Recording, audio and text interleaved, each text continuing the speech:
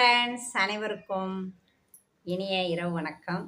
இப்போ நம்ம ஒரு மலரின் கதை அப்படின்ற தொடரில் இப்போ நம்ம பார்க்க போகிற பகுதி என்ன அப்படின்னு பார்த்தீங்கன்னா 69வது பகுதி நம்ம இப்போ பார்க்க போகிறோம். அதுக்கு முன்னாடி 68வது பகுதியில் நான் என்ன ஃபைனலாக சொல்லியிருந்தேன் அப்படின்றத பார்க்கலாம். அதுக்கு முன்னாடி என்னுடைய அன்பான உறவுகள் அனைவருக்கும் நீங்கள் சப்போர்ட் பண்ணுறதுக்கு என்னோடய வீடியோ பார்க்குற அனைத்து உறவுகளுக்கும் என்னுடைய மனமார்ந்த நன்றியை நான் தெரிவிச்சுக்கிறேன். மேலும் மேலும் எனக்கு சப்போர்ட் பண்ணுங்கள் மக்களே. தொடர்ந்து பாருங்கள், தொடர்ந்து சப்போர்ட் பண்ணுங்கள். வாங்க இப்போ நம்ம ஃபைனலாக என்ன சொல்லியிருந்தேன் அப்படின்னு பார்த்தீங்கன்னா, அதாவது தீபாவளி பலகாரம் எங்கள் அம்மா சும்மா கொஞ்சமாக சின்ன சின்ன வாளியில் கொடுத்தாங்க. எங்கள் அத்தை அதை வாங்கிக்கிட்டு நானே எதிர்பார்க்கல, அதை வேகமாக கொண்டு போய் எல்லா வீட்லேயும் காமிச்சிட்டாங்க. காமிச்சோன்னே எனக்கு என்ன பண்ணுறதுன்னு புரியலை மக்களே. அதோடு நான் ஃபைனலாக முடிச்சிருந்தேன். சரி வாங்க இன்னைக்கு 69வது பகுதியில் என்ன நடந்துச்சுன்றதை பார்க்கலாமா? வாங்க ஃப்ரெண்ட்ஸ், வீடியோக்குள்ளே போகலாம். பார்த்தீங்கன்னா கொண்டு போய் எல்லா வீட்லேயும் காமிக்கிறாங்க. காமிச்ச உடனே எல்லோரும் ஆமாம் இது என்னது, இவ்வளோ கம்மியாக கொடுத்தா எப்படி எல்லா வீட்டுக்கும் இவங்க கொடுப்பாங்க, என்ன மலர் உங்கள் அம்மா இப்படி பண்ணிட்டாங்க, இவ்வளோ கம்மியாக கொடுத்தா எப்படி சரியாக வராதே, நம்ம காம்பவுண்ட்லேயே 7-8 வீடு இருக்குது, இவங்க என்ன பண்ணுவாங்க, எப்படி கொடுப்பாங்க அப்படின்னு சொல்லி எல்லாருமே கேட்டாங்க மக்களே. எனக்கு ஒரே சங்கடமாக போச்சு. என்ன பண்ணுறதுன்னு எனக்கு தெரியல. அதை சரி பண்ணுறதுக்கான வழி எனக்கு தெரியல மக்களே. பார்த்தீங்கன்னா எங்கள் அம்மாட்ட போய் இதை போய் நான் சொல்ல முடியுமா? எங்கள் அம்மா இது வரைக்கும் எங்கள் அம்மாவுக்கு தெரியவே தெரியாது இந்த விஷயம். சரின்னு சொல்லிட்டு இந்தா நீயும் உன் புருஷனுமே வச்சு தின்னுங்க அப்படின்னு சொல்லி படக்குன்னு வீட்டில் வச்சுட்டு போயிட்டாங்க எங்கள் அத்தை. எனக்கு அழுகிறதா இல்லை எங்கள் அம்மாட்ட போய் அதை ஆதங்கத்தை காட்டுறதா அப்படின்னு எதுவுமே புரியலை மக்களே. கொஞ்சம் நேரம் உண்மையிலே நான் ரொம்ப வருத்தப்பட்டேன். வருத்தம் என்ன அப்படின்னா 2 பேர் மேலேயுமே எனக்கு கோபம். என்ன யார் யார் மேலேன்னு பார்த்தீங்கன்னா, எங்கள் அம்மா மேலேயும் எனக்கு கோபம், எங்கள் மாமியார் மேலேயும் எனக்கு கோபம். ஃபஸ்ட்டு எங்கள் அம்மா மேலே தான். ஏன்னா அவங்க கொஞ்சம் ஓரளவுக்கு ஒரு 20-30 பேர்த்துக்கு கொடுக்குற அளவுக்காவது அவங்க பலகாரம் கொடுத்துருக்கணும். அது தப்பு தானே. அதை எங்கள் அம்மா தப்பு பண்ணிட்டாங்க. இவங்க சரி அதோட மேற்கொண்டு கொஞ்சம் வாங்கி இவங்க இருக்கிறவங்களுக்கு ஷேர் பண்ணியிருக்கலாம். ஏன்னா எல்லாமே நாங்கள் தான் செலவு பண்ணுறோம். எங்கள் வீட்டுக்கார் வருமானத்தில் தான் எல்லாமே செய்கிறோம். அவங்க எதுவுமே எங்கள் மாமியார் எங்களுக்கு செஞ்சதே கிடையாது. அதனால் சரிம்மா இது இருக்கட்டும், இன்னும் கொஞ்சம் தம்பியை வாங்கிட்டு வர சொல்லு, அவனை வாங்கிட்டு வர சொல்லு, நம்ம வச்சு எல்லாருக்கும் 2 கொடுத்துடலாம். ஏன்னா வீட்டுக்கு 2 அதிரசம் 2 முறுக்கு தான், இப்படி கணக்கு பண்ணி நம்ம கொடுத்துடலாம் அப்படின்னு செஞ்சுருக்கலாம். என்ன சொல்கிறீங்க மக்களே? நான் சொல்கிறது சரியா சொல்லுங்கள். இப்போ இவங்களும் அட்ஜஸ்ட் பண்ணலை, அவங்களும் அதிகமாக கொடுக்கல. இப்போ சம்மந்தியும் சேர்ந்து செஞ்ச தப்புல நான் எல்லாரும் முன்னாடியும் எனக்கு ஒரு பெருத்த அவமானமாக ஆயிடுச்சு மக்களே. உண்மையிலேயே என்ன பண்ணுறதுன்னு எனக்கு சுத்தமாக புரியலை.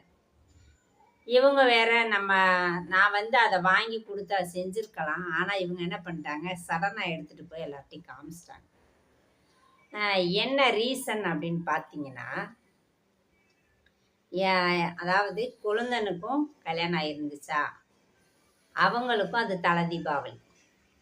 அப்போ அவங்க வீட்டில் அதிகமாக கொடுத்தாங்க அப்படின்னு சொல்லி இவங்க கொடுத்துருக்காங்க போல். அதனால் எங்கள் அத்தைக்கு என்ன தோணிடுச்சு, இவங்க வீட்டில் நிறைய கொடுத்துருக்காங்க, அதாவது அவங்களுக்கு இஷ்டப்பட்டு பிடிச்ச பொண்ணு, அது பிடிச்ச மாதிரி கல்யாணமும் பண்ணாங்க. எங்கள் கல்யாணம் அவங்களுக்கு பிடிக்காத கல்யாணம். அப்படின்னும் போது குறைகளை அதிகமாக தேடி கண்டுபிடிக்கிற ஒரு இடத்துல நான் இருக்கேன்னா, இவங்க அப்போ அது கரெக்டாகி போச்சு. இப்போ அவங்க அதிகமாக கொடுத்துட்டாங்க. பாத்தியா, நான் சம்மந்தம் பண்ண இடத்துல எனக்கு பிடிச்ச இடத்துல எப்படி செஞ்சுருக்காங்க, நீங்கள் என்ன உங்கள் அம்மா என்ன இப்படி செஞ்சுருக்காங்க அப்படின்னு அதுக்கப்புறமா என்கிட்ட பிரச்சனை பண்ணுறாங்க. சத்தியமாக மக்களே எனக்கு பேசவே தெரியாதுப்பா. உண்மையிலே எனக்கு பேச தெரியாது. அழுவேன், நல்லா அழுவேன். அது மட்டும்தான் எனக்கு தெரியும். அழுதுகிட்டே இருப்பேன், என்ன சொன்னாலும் அழுதுகிட்டே இருப்பேன். எனக்கு பேச்சு வராது. எப்படி தெளிவாக பேசணும், எப்படி அவங்க வாயை அடைக்கணும், என்ன மாதிரி சொன்னால் அவங்க அமைதியாவாங்க, இந்த மாதிரிலாம் எனக்கு மைண்ட் செட்டே கிடையாது. நம்மளை இப்படி சொல்லிட்டாங்களே கோன்னு கண்ணீர் வரும். அழுவேன் மக்களே. அதை தவிர வேற ஒரு மண்ணும் தெரியாது. உண்மையிலே எனக்கு என் மேலே கோவம் வருது. பேச தெரியாம, அதை எப்படி ஃபேஸ் பண்ணுறதுன்னு தெரியாம, இப்படியே என் வாழ்க்கைய வந்து ஓட்டிட்டு கொண்டுட்டு போனேனா மக்களே. அதை நினைக்கும்போது எனக்கு கோவம் தானே வரும். அதை சரி பண்ணுறாங்க. இப்போ உள்ள பிள்ளைங்கெல்லாம் தெளிவாக அம்மாக்கிட்டேயும் சரி, மாமியார்கிட்டேயும் சரி, எப்படி பேசணும், எப்படி அவங்கள டைவர்ட் பண்ணணும், எப்படி இப்படின்னு சொல்லி கோவத்துலேயும் சரி பண்ணுறாங்க, காமெடியாகவும் சரி பண்ணுறாங்க. எனக்கு வந்து ஒரு மண்ணும் தெரில பார்த்துக்கங்க. இப்படியே என் லைஃபு போய்கிட்டு இருக்கு. பார்த்தீங்கன்னா சரி, ஒரு வழியாக அந்த முடிஞ்சிச்சுப்பா. முடிஞ்சதுக்கப்புறம் பார்த்தீங்கன்னா எனக்கு வந்து வாமிட்டு ஓவர் ஆகிப்போச்சு. 3 மாதம் ஆயிடுச்சா, 3 மாதம் ஆன உடனே வாமிட்டு நிற்கவே இல்லை, அதிகமாகிடுச்சு. அதுக்கப்புறம் பார்த்தீங்கன்னா எங்கள் மாமியார் என்ன பண்ணுறாங்க, இந்த மாதிரி ஏதாவது ஒரு விஷயம்னா வருவாங்க. அதுக்கப்புறம் அந்த பக்கம் தலை வச்சு கூட படுக்க மாட்டாங்கன்னு வச்சுக்கோங்களேன். எங்கள் வீட்டு பக்கமே வரமாட்டாங்க. பார்த்தீங்கன்னா எங்கள் வீட்டுக்கார் வந்து, ஏம்மா இந்த மாதிரி இந்த பிள்ளைக்கு இப்படி இருக்குது, சமைக்க முடியலை, அதுக்கு தலை சுற்றிக்கிட்டே இருக்குது, சமைக்க முடியல, ஒரு வேலையும் பார்க்க முடியல, நீ வந்து சமையலை மாத்திரம் செஞ்சு கொடுமா, அவள் வந்து அதை வேலை கூட எனக்கு பார்த்துக்குருவாம்மா, என்னாலையும் முடியலை, எனக்கு வேலைக்கு போக டைம் சரியாக இருக்குன்னு சொல்லிட்டு அவர் அவங்க அம்மாட்ட கேட்டிருப்பாரு போல. ஆத்தி அதெல்லாம் என்னால் முடியாதுப்பா அப்படின்ட்டாங்க. ஏம்மா அப்புறம் என்னம்மா செய்கிறது இப்போ நான் அப்படின்ட்டு இவருக்கு ஒன்றும் புரியலை. எனக்கு தலை சுற்றிக்கிட்டே இருக்குது, என்னால் சாப்பிடக்கூட முடியலை, அப்படி ஒரு சூழ்நிலையில் நான் இருக்கேன். அப்புறம் என்ன பண்ணிட்டாரு, சரி அம்மாட்ட சொல்லி தான் அவங்க ஒத்துக்கறல, சரி அடுத்த அத்தைட்டியாச்சும் போவோன்னு சொல்லிட்டு எங்கள் அம்மாட்ட போய் அவர் கேட்டார். இந்த மாதிரித்தான் மலருக்கு ஒன்றும் சமைக்கவே முடியல, வாமிட்டாக வருது, ஓடுறா அவள் பாட்டுக்கு, ரொம்ப கஷ்டப்படுறா, என்ன செய்யலாம் த, நீங்கள் வந்து கொஞ்சம் சமைச்சு மட்டும் கொடுங்க, மற்ற வேலையெல்லாம் அவள் பார்த்துக்கிட்டோம் அப்படின்னு சொல்லி அவங்க அம்மாட்ட என்ன சொன்னாரோ அதே தான் எங்கள் அம்மாட்டையும் சொல்கிறாரு பாருங்க.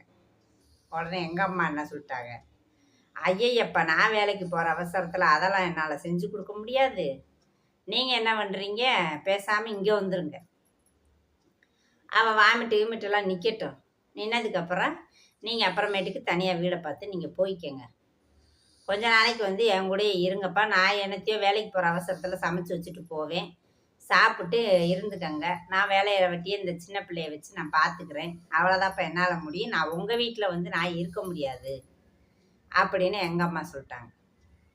பாருங்க மக்களே, இப்படி 2 பேரும் சொன்னால் நான் என்னத்தை பண்ணுறது. பாவம் எங்கள் வீட்டுக்காரர் இங்கிட்டும் அங்கிட்டும் பேசி பார்த்துட்டு வேறு வழி இல்லை, என்ன பண்ணுறதுன்னு சொல்லிட்டு என்னடா பண்ணுறதுன்னு அப்படியே ஓடுது, யோசிச்சுட்டே ஓடுறான். நானும் வாமிட்டு எடுத்த மணியமாக இருக்கிறேன், ஒன்றும் ஆனாப்பில் ஆகாரம் பண்ண முடியலை, சாப்பிட முடியலை. அதாவது சோறு கொதிக்கும் பார்த்திங்களா, அந்த சோறு கொதிக்கிற நேரத்தில் கபக்குன்னு வாமிட்டு வரும், ஓடிடுவேன். அது மாதிரி பருப்பு வேக வச்சேன்னா அந்த வாடை போனோடனே எனக்கு வாமிட்டு வந்துடும். இப்படியே வாமிட்டு வந்துக்கிட்டே கிடக்குது பார்த்துக்கு. பார்த்தா அது அந்த 5 மாதம் வரைக்கும் என்னால் சாப்பிடவே முடியலை. எது தொண்டையில் போனாலும் உடனே வாமிட்டு வந்துடுது. இதென்னடா வம்பா போச்சு. ஏன்னா அவர் நைட்டு வேலை பார்த்துட்டு வந்து காலையில் வீட்டில் இருப்பாரா, அப்போ பகல் பூரா நான் வாமிட்டு எடுக்கிறத அவர் பார்த்துக்கிட்டே கிடப்பார். அதனால அவர் டென்ஷன் ஆகிட்டார். என்னடா இது இப்படியே இருக்குது, என்னதான் பண்ணுறது, அவருக்கு பாவத்தை ஒன்றும் புரியலை. ஏன் அப்படின்னா எங்களுக்கு ரொம்ப சின்ன வயசுலேயே மேரேஜ் முடிஞ்சு போச்சு. அவருக்கு அந்த அளவுக்கு அனுபவம் இல்லை, எனக்கு அனுபவம் இல்லை. சரி இதுக்கு என்னதான் முடிவு அப்படின்னு சொல்லி நம்ம 70வது பகுதியில் பார்க்கலாமா மக்களே. சரி மக்களே, 70வது பகுதியில் இதுக்கு என்ன முடிவு எடுத்தோம், நல்ல முடிவா என்ன முடிவுன்றதை பார்க்கலாமா. ஓகே, வீடியோ பிடிச்சிருந்தா லைக் பண்ணுங்கள், மறக்காமல் சப்ஸ்கிரைப் பண்ணுங்கள், மலர் ராஜா சேனலுக்கு சப்போர்ட் பண்ணுங்கள் மக்களே. தொடர்ந்து உங்களை ஆதரவை எங்களுக்கு தாருங்கள். பாய், நன்றி, வணக்கம்.